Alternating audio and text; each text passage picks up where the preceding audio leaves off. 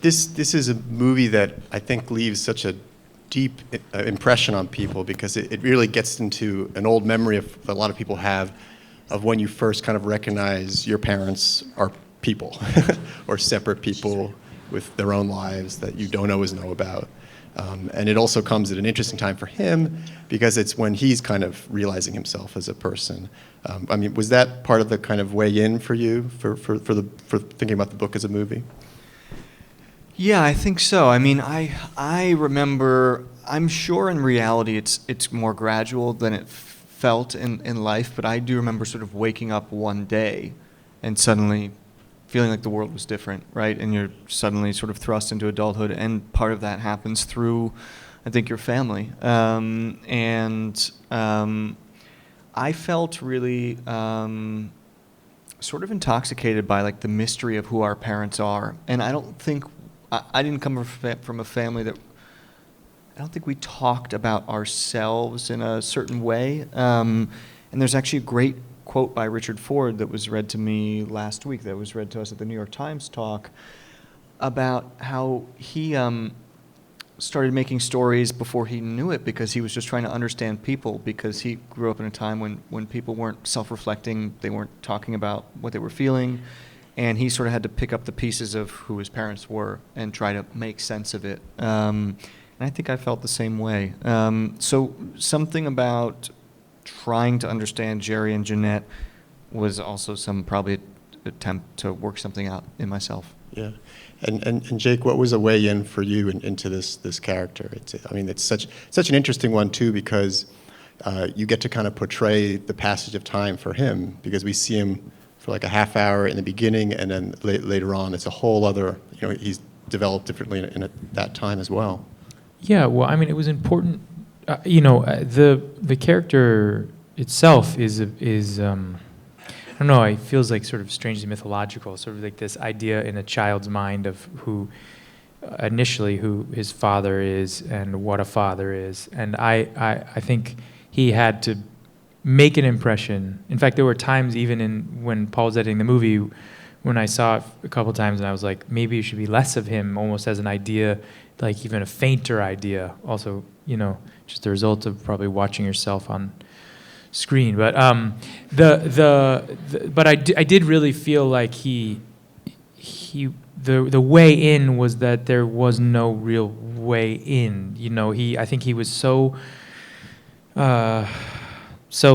lost at the start of this whole piece, and trying to define himself by convention, and at that time what would be considered success, and struggling so intensely with it, and what it was to be a man during that time, what it is to be a man or a father or a husband, amid great confusion. And so for me, there really was not a whole lot I had to do, just sort of how I am generally. So. I mean, it's interesting because you have these scenes where you're talking, with the boy who's slowly growing up, and having to deliver lines like, "What do you think a man is entitled to?" And this is a huge thing to pose to a child, and it's so extraordinary as a scene, and I just really admire the kind of delicacy which he goes about it, but at the end it gets too much. I think he keeps handing it over to him. He keeps handing Joe the mantle of man in the family. It's this sort of inappropriate kind of handing over. Yeah. I felt that a lot, Now, and I haven't thought this before, but it's almost like they both can't keep up the charade anymore, and they're like, all right, fuck it, here's what it's really like. Yeah. And well, what do you think, Joe? Joe? Him out the door, right? Yeah, no, I mean, that fight, they're fighting, and then it's like, well, what do you want me to do, Joe? And he's like, I'm fucking 14 years old, 16 years old, and I think that, I don't know how everyone in the room feels about their parents or being a parent, but there are those moments of sort of like that, on either end, the kind of freak out of oh my God, I don't fill this position, I was never supposed to be here, and I think they're in that space. Yeah, both of them. And it's kind of the most honest and most horrible that you can be. Yeah. I mean, there's such a beautiful movement in the film as well, just in terms of the filmmaking and the acting, that I feel like you're seeing these kind of all-American pictures and paintings of life, you know, and then slowly we're seeing the inner life of the people in those paintings in a way, you know, and then by the end, you know, that wonderful scene that's this tight close-up where, you know, he's asking the boy, like, did you see them together? And it's about as close, everything's stripped away at that point. Well, that's really nice, and that's, yeah. Boy, that's, I guess sort of, so I'd read the book for about a year, and when I thought of the ending is when I finally thought, I think I can do this. You know, it kind of, and it sent a ripple effect backwards because that meant, okay, so the beginning of the film is the Eden, the image, you know, that we want it to be, or that we remember it to be, and then it is slowly sort of, you know, hopefully peeling back the layers. Something really fun about collaboration is just how much this thing that you begin, you know, in your bedroom or whatever, just continues to grow. And I think one of the things you're saying is also that the characters are sort of archetypal as well in some way in the setting and the place, and there's some kind of mythology there, is what you were saying. But that bar scene, you know, and the scene before where Jerry comes home,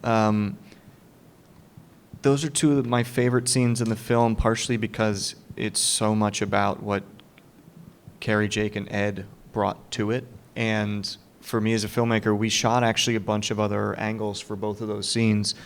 You know, Diego and I had sort of broken them down and said, okay, why would you ever do a two-shot? Why would you ever do that? But why would you ever do? And, you know, we kind of thought it was going to cut a certain way. And then for whatever reason, the only way to cut those scenes was just to do it in the close-ups.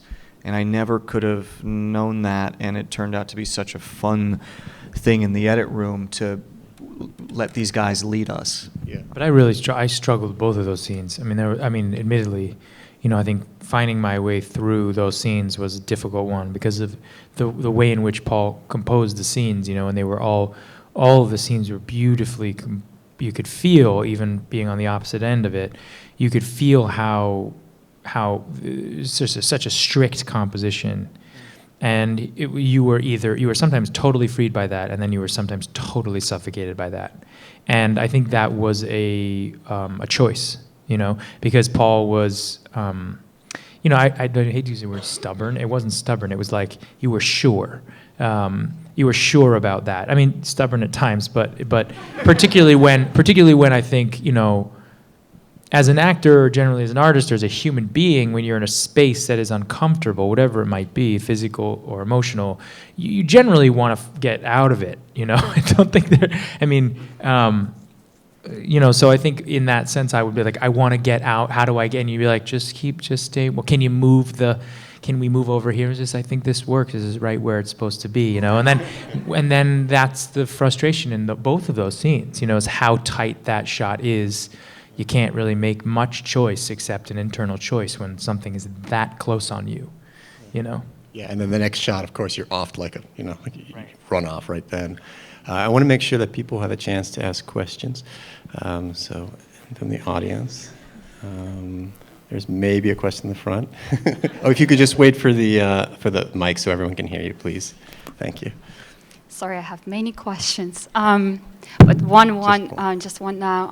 Since I saw the movie yesterday, and I had a conversation with somebody who also saw it, and we were talking about different choices and characters, and our discussion was about the Carey's character, in a way that we did have a question whether she had a chance to be forgiven for what she did, or simply put, should we just blame her for whatever she's done? And I guess my question is, what was your intention for us to think about her character? So, yeah, can we forgive the Jeanette character, or do we blame her, or what was the intent there? So I had no interest in condemning either of the parents. I felt like she was probably a really good mom for 14 years, or a good wife, and she kind of has the rug pulled out from under her. And I think that as writer, director, and with the actors, you know, we have to be really specific about the intent behind everything, but the hope is from the kid's point of view that you are feeling it, but maybe also going, what's going on? Is it an act of survival? Is it a crisis? Is it a breakdown? Is she enjoying this? Is she like miserable? You know, and Carey had a pretty incredible weather system, you know, circulating inside of her. And that is the feeling that I remember being scared, like, what's going on? Like, you know, I kind of can't tell, are we tipping or are we okay? You know, and sort of feeling that. So in the end, you know, I think that's probably up to you and really it's up to Joe. I feel like, you know, one of the most incredible things about family and why it's so sort of how deep it runs is that we are still somehow family, even if we break apart. Like mother, father, child is, even if parents divorce, even if they're still, and I don't know, that's kind of just incredible that that's even true. You know, it's not something that, so yeah, I suppose, you know, hopefully everybody brings their own, you know, experience to that a little bit in terms of how much they are able to forgive or not. Another question, maybe here on the left there. Yep.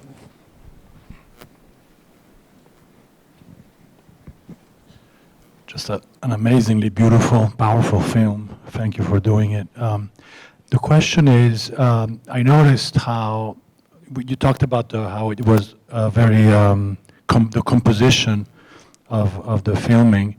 But another question I had is in terms of there's so much use of off-screen, so much happens that you don't see. And I was wondering if it's something that you conceived prior to filming or it's something that you discovered when you were editing. Yeah, great question. I think both. You know, I do think that there was a feeling from day one, so to speak, of the type of film that it was hopefully going to be. Just in terms of let's not move the camera if we don't have to. Let's not put score on it unless it really needs it. You know, I think just some attempt to be sort of honest with the characters. I love when things happen off screen personally. It really makes my senses perk up. You know, it sort of forces me to have to almost pay attention and be curious. So I think that, so I think some of that was in there, and then definitely some of it's a discovery. Again, the scene where we were talking about where Jerry comes home, like discovering what to play on the kid's face, you know, even though you have these two great actors giving a really incredible performances in that scene, you know, that's like such an exciting choice for us in the edit room, you know, to sort of just stay on his face, you know, and put us in that position that he's in. So yeah, I'm glad that you noticed that. Thanks. Also a kind of uniquely cinematic thing, being able to work with that off-screen space. Also, I think being an actor, generally the work that we do is a lot of the things you do are off-screen. A lot of the preparation you do, a lot of the like backstory, you know, does lend itself to filmmaking and implication, you know, that what we love is that idea, you know, often the things that are unsaid and subtext, but it does make a lot of sense that you tell a story like that. The best films are, but we love that as actors also, you know. Yeah. Actually, Jake, that makes me want to ask, how did the book by Richard Ford, how did that work in for you? You know, when you were reading, what were you able to draw upon from that? I mean, it was the screenplay was conceived entirely independently, but I'm just curious about that.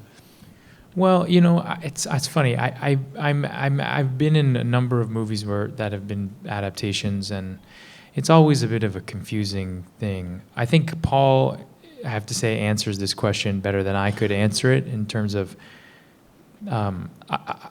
I think you take what you can, but ultimately you don't let it guide you. Because your instinct is, you know, you can't help but feel like you're rewriting, but it has to feel free. So I don't know why I want to pass this over to you, but there is something that Richard Ford wrote him when he gave you the rights to adapt this book that I think is more interesting than any answer that I could give. Well, it's what he said. My book is my book, and your picture is your picture, and you should establish your own values. And I think it's also the best thing that we can often say to each other, which is like take what hits you and throw the rest away. So if I come in and I'm like, hey Jake, what if we did this? Like, yeah, I mean, the parts of it that light you up, take with you. But ultimately, the script is different than the book, and so it's totally okay to leave stuff behind as well. Yeah, no, we just. I think, yeah. Oh, sorry. No, so please go ahead. I think that the character of the father it's an interesting one, and it's an interesting one in the film as well. Like I said before, I think there's a kind of mythological quality, and I think there's an objectivity to him in this movie, and then also within the book in that way. And so for me, it was hard to make it's hard to make something like that present. You have to make choices you have to be present in who you are. A lot of that had to do with just letting things go, trusting that Paul and I knew that Paul had a steady hand in what he wanted from me.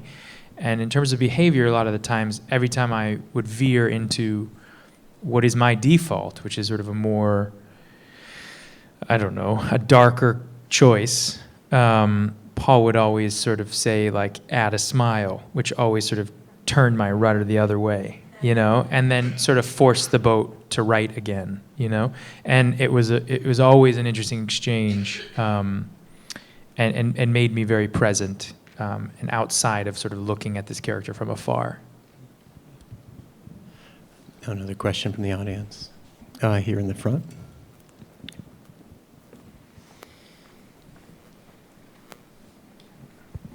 Hi there. My name is Maggie. I'm an actor. I'm just wondering, what do you take from acting to help you when you're directing? How do they influence each other, and how does it affect the collaboration process as a whole, if it does at all? Yeah, I mean, this was my first time trying to write something, and Zoe is a proper writer, so I had her help. But I do think that, acting is putting your sort of you taking yourself and putting it through, something else. And adapting maybe has a relationship there. I was trying to put myself through the characters, through the book, and then create something of my own. I also feel like I've learned through acting is the only way I've learned how to interpret something, meaning just how do you ask questions when you're working on a play? Why is there a comma there? And just sort of learning to ask questions, honestly, of material. And learning to sort of interrogate stuff and turn it over. That all comes from acting, and even camera dramaturgy is like, how do I know to shoot a scene? Probably also, if I do it all, probably does come from acting in some way, sort of feeling the emotional beats of the story you're trying to tell. Thank you. Way in the back there.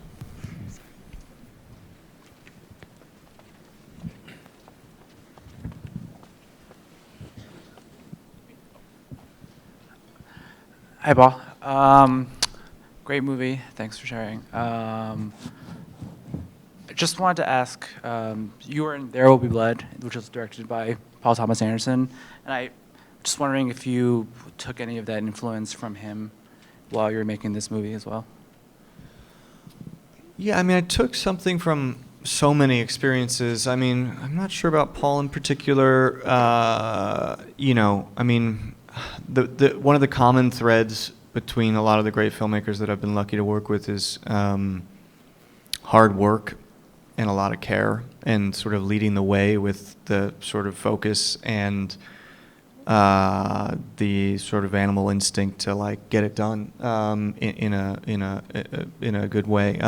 His eye for detail is incredible, and certainly it's reassuring when you see another filmmaker wait for like the oil to drip properly, knowing time and money is going for when you need to wait for something, and you can go, okay, that person did that. I remember with Denis Villeneuve on Prisoners, I remember there was a scene, actually I don't think it was a scene you were in, that we stopped, something didn't feel right, and Denis took the time to hear it out. We ended up changing the scene quite a bit, and I actually think quite a bit for the better in the long run, which we didn't even totally realize at the time, but the scene ended up having a much bigger sense of morality than like a jump scare. Originally, it was kind of a jump scare moment. It just felt kind of, and like seeing him stop, take the time, being like, something's not working. That actually gives me confidence in the director. Like if they, they're taking care of you. So seeing, all sorts of processes definitely helped me when I ran into trouble and had to go, okay, it's okay if we take the time to do this right. It's okay if I stop things and recognize that something's not right, which might scare, your actor, but hopefully they know it's because we're taking care of it. But at the same time, it was a bit of a collaboration in that, having produced movies and producing this movie as well, understanding that you needed to give your filmmaker the time that they needed, try and earn that time somewhere else, and be able to weigh with them what was important and what wasn't at the same time. I mean, I think at a certain point you get to be agile enough in your day job that you can start to help weigh those choices and help the director tell the story they need to. Like, don't worry, I can do that thing you were worried we'd have to do for 2 hours in 15 minutes. So just sit here and wait for the oil to drip right, and then know that like when you go on the field and you told them you would, that you would, So that's also, it's interesting to watch Paul, because someone told me about it, as a director told me once, the thing that the director looks at more than the monitor is their watch. And I think that people don't really think about that, particularly in Q&As. A lot of it is about composition and emotional expression, but generally the hardest part of watching someone direct a movie is how they balance the technical aspects and time. And really understanding that someone has given them a considerable amount of money, even if it's a small budget, whatever that means. I always feel like an asshole when I say that. I was like, it's a small budget. It was for only $2 million. People, we made this on a shoestring. And we made it for 200 grand. And I think that that is something we don't think about, nor should we as an audience. But I will say it was incredible to watch him balance that, because you do not think about that as an actor. That is taken off the plate. You are allowed to indulge for as long as you want till someone tells you to stop, or you're forced to and you're mad because you can't understand why they wouldn't let you indulge, but you don't understand the inner workings. And that, he made this movie the way he did, as beautiful as it is, with the small amount of time that he had, and could weigh it as he did, is an extraordinary feat that should not go unsaid. Thanks.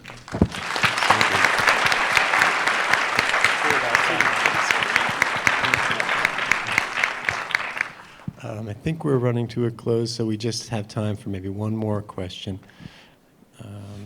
Here in the third, right here in the fourth row. Hi, my name's John. I'm a fellow actor and director, and just to make it quick, I just wanted to say thank you for this film. This is truly a masterpiece, and hearing you guys right now just motivates me even more to reach the goals that I have as a human being, as an artist, and you truly show and tell what it is to be an actor. It's not just winning $1 million or just putting your name in an Oscar. It's really about telling a story and making people understand that life isn't just, peaches and cream, and it's also being grounded and living life to the fullest in the right way. And this is just the most amazing thing that I could see. And over all these films that we see in movies and theaters about superheroes and explosions and all that, we see that everything's changing. More story and depth to it as humans. And I just wanted to say thank you for this and for just answering questions that we all have, but we're scared to ask. And hopefully in the future, we could actually just talk in person. Thank you. Well, I think that's a And also beautiful note to end on. I will also say, because, Paul actually really doesn't like peaches, which I actually know is a fact. So life isn't peaches and cream for Paul. Maybe just cream. So maybe we should end with that. Yeah. Thank you so much. Very kind. That's sweet. beautiful. Thank you. Thank you so much. Thank you both. Thank you. That was beautiful.